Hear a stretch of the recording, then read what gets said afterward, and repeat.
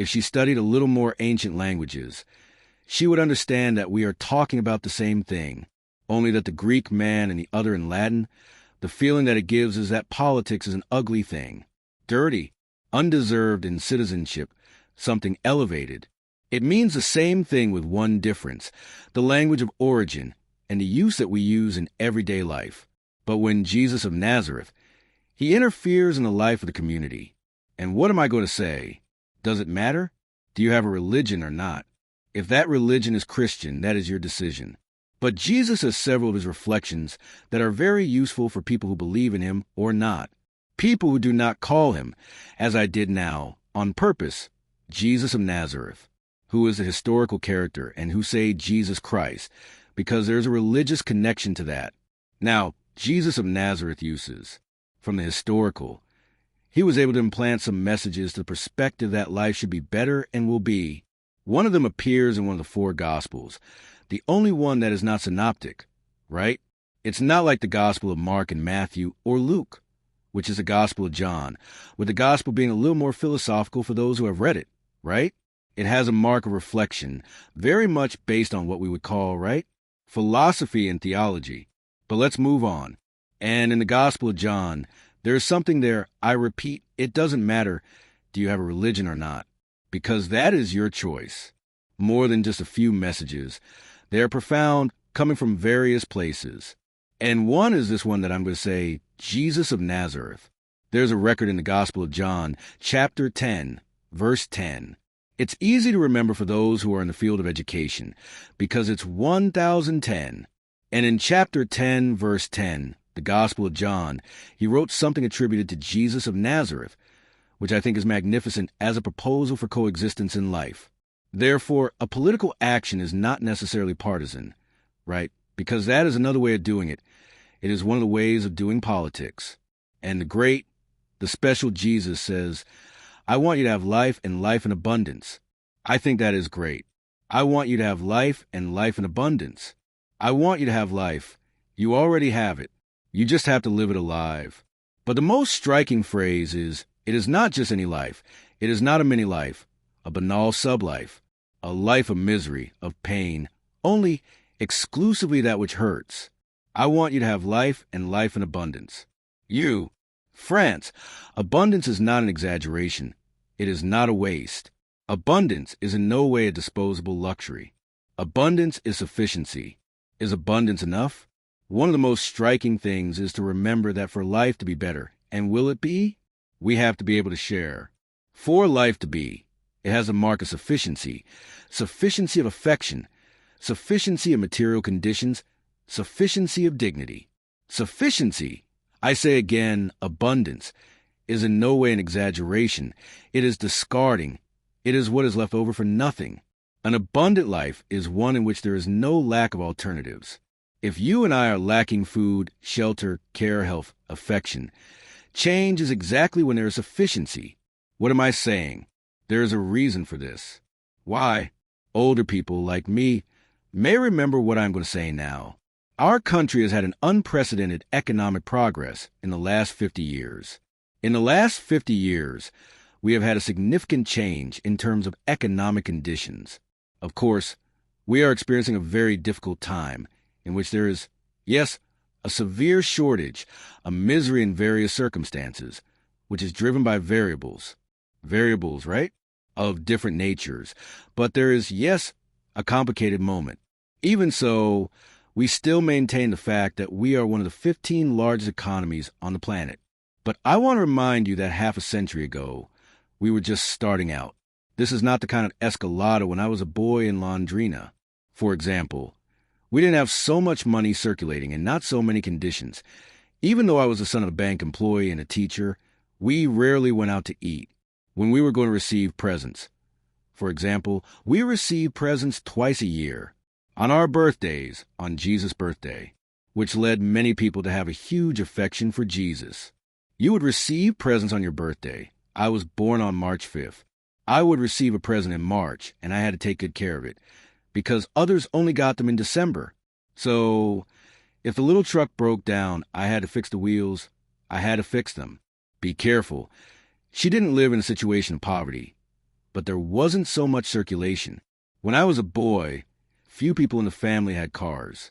I was a boy, few people in the family had cars. It was an uncle who had a car. And we even went out on Sundays to do something, which was go for a drive. Today we hate traffic, but there was a time when we all got into the car, 89 children. There were no seat belts. Some of the Beatles went in the back, in that open part, in the back seat, where strangely the law of physics had said that to the law of physics, which said that two bodies cannot occupy the same space. We didn't have so much abundance. Those of us who were raised here in families of people who came had to work in the fields, fix things, went to the countryside. Do you know what? Today, people with lower economic condition are able to have more goods, less than they would need, but more than they already had. For example, when we were children, I repeat, it wasn't a family. Even if we didn't have resources, we already had a pair of shoes or two, a pair of pants or two. In that sense, there was no idea of abundance as excess. And there was something that has to do with what I'm saying now and with this magnificent expression of Jesus, who wants us to have life and life in abundance, for us to have a better life. I make sure to have the best, a life that is not mediocre. For example, when we went to eat out, it was not an obvious thing to eat away from home. We went 12 times a year, and it was a special moment, and we did that. In fact, the place where I went in Londrina with my family, I remember it to this day. When I was 67 years old, it was a steakhouse. The first one in Londrina was called, look what a creative name, Churrascaria Gaucha. It was at the beginning of Santos Dumont Avenue, where the Londrina Airport is today. Churrascaria Gaucha. The first time I heard Spit Run, it was Moringa, at a gas station that still exists today, called the End of the Trail. And it was the end of the trail, in a literal sense of theme. The city ended there, applied, it ended there.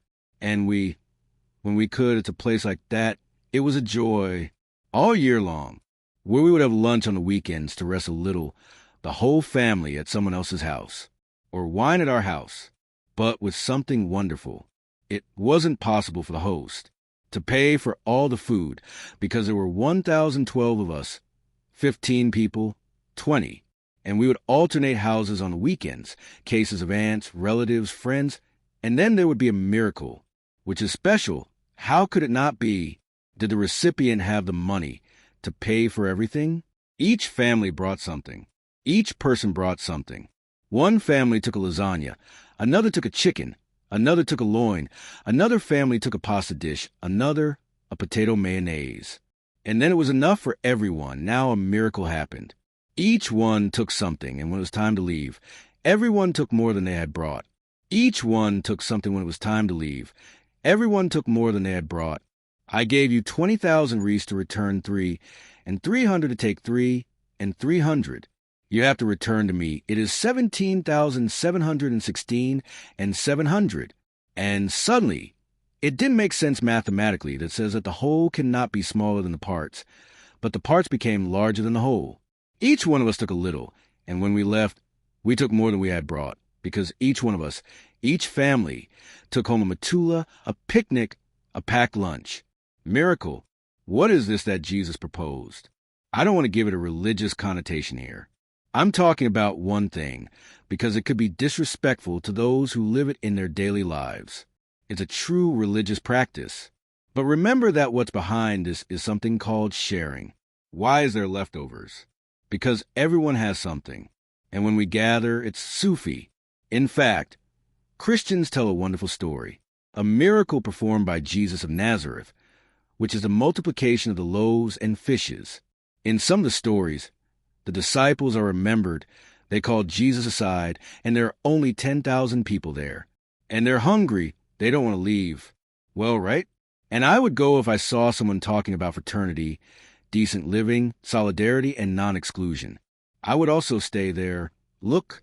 And then the disciples, according to the story, said, look, the people never leave. Do you want to eat? And then Jesus asks, what do you have to eat? There are some loaves and some fishes. What did they say? What can we do? He said, you go in, gather what is in the crowd, and distribute it.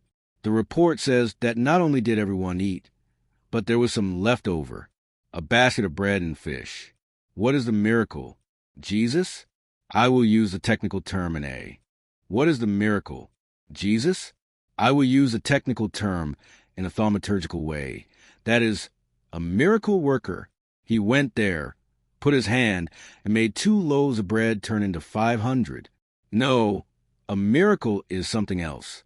It is a miracle that you and I can also do if we understand this teaching, which is the miracle of sharing the ability to share. This is about multiplying, because when you divide, you diminish, but when you multiply, you make it grow. We will gradually replace a divided life with a multiplied life. It is not easy. It is not the absence of conflict, because we do not want in life the peace of cemeteries, where there is no peace. What there is the impossibility of disagreement. Of course, we do not want a life in which there is no conflict, because that is an impossibility. What we want is a life in which there is no confrontation. Conflict is a divergence of stance, a conviction, of perception. Confrontation is the search to nullify the other person. And if we think that life should be better, is it? We have to pay attention to several phrases. One of them is this one by Jesus of Nazareth, which has a wonderful beauty within an idea. I will say it again. I want you to have life and life in abundance. But if you noticed, look how beautiful. The phrase is in the plural. In the phrase, it is not I want you to have life and life in abundance. The phrase that you have life and life in abundance.